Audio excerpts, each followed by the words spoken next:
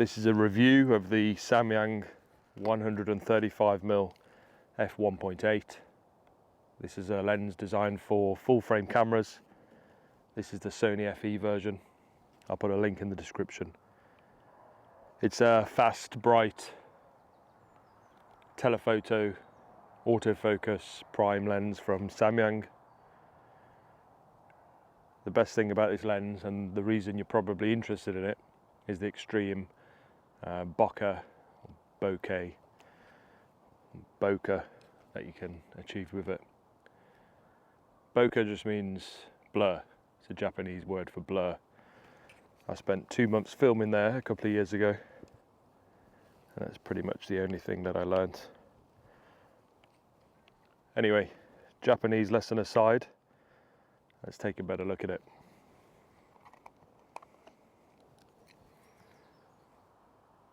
Being a 135mm prime, it's a big old beast of a lens. It's huge. The lens hood itself is massive, so you could remove that and make it a lot shorter. It's big but surprisingly lightweight, I thought. Comes in at under a kilo, about 880 grams. It's weather sealed for light rain, dust and snow, and I have a lot of trust in it. I've used it in the rain quite a few times. It has weather sealing at various points.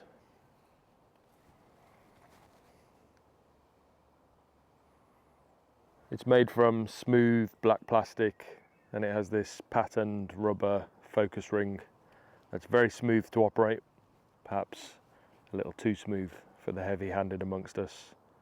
It does have a few cool tricks up its sleeve with the buttons and switches on this side.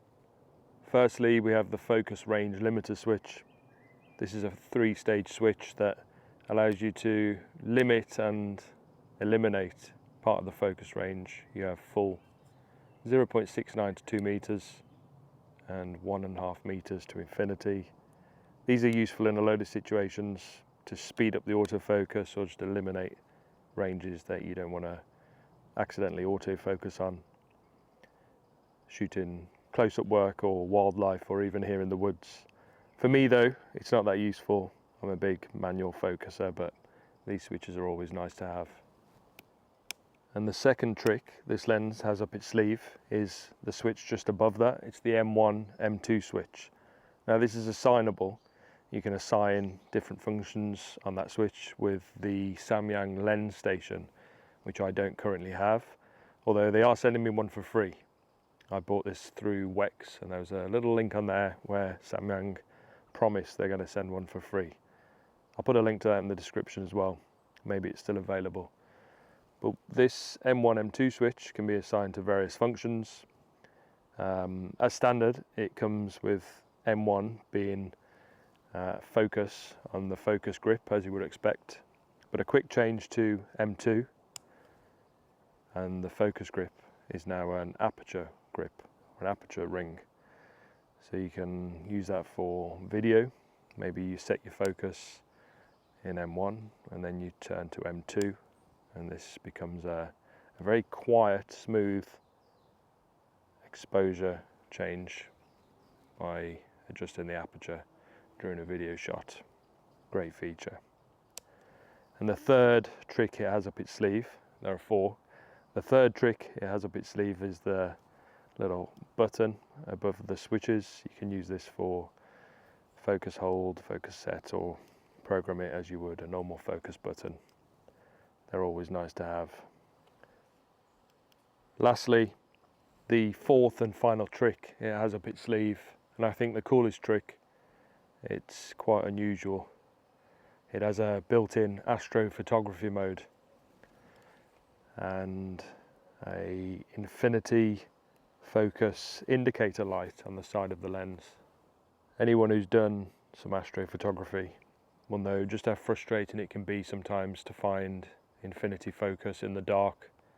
It often involves using a torch and ruining your night vision, or ramping up the ISO, or zooming into the max, or sometimes just praying to the photography gods that you're in focus.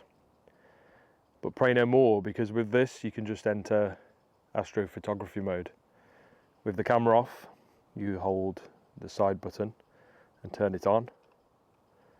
The indicator light will turn red as it focuses, and then green, indicating that it's at infinity. Infinity point is set at the factory. Mine seems pretty good. With that Samyang lens station, you can adjust the infinity point if you need to, but mine's come pretty accurate. If you were to knock the focus out slightly during your astro shoot, the indicator would turn red, and you simply tap the side button to return to infinity. When you turn the camera off and back on, it will exit astro mode. Distortion, aberration, I've got nothing to report really. Nothing noticed other than it's incredibly sharp. Cost wise, this comes in at just over 700 quid.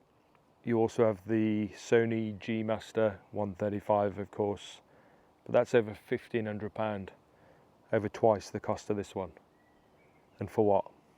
I think it has slightly faster autofocus. The autofocus on this is absolutely fine, more than suitable for most of us, I would say. This is excellent cost to performance ratio. You also have the Sigma 135, that's about 1100 quid. I love Sigma lenses. In fact, this is shot with Sigma 50mm f1.8. Beautiful lens. But the Samyang does a great job. They're getting better all the time, I think. And this is great value. It's a really interesting lens to use at 135. It's difficult, it's tricky. It makes you think a bit more creatively. I recently shot a video here in the woods called Drinking Coffee Under a Tarp in the Rain or something. I'll put a link in the description. But it really makes you think. The distance that you need to be from your subject is a lot further than you think, and a fixed 135 is fairly unusual for me, so it's interesting. It's a nice lens to use. Also, when you have the APS-C crop mode, you can take it to an equivalent of about 200mm f1.8, or however that works out with the crop mode. 200mm prime lens, wide open, looks absolutely fantastic. There's some great examples in that video. Also, interestingly and remarkably, I think, the minimum focus distance on this is just 0.69 meters, so about 2 feet. So you can focus on something about there, which is remarkable for a 135mm lens. Makes it really flexible for macro work and everything else.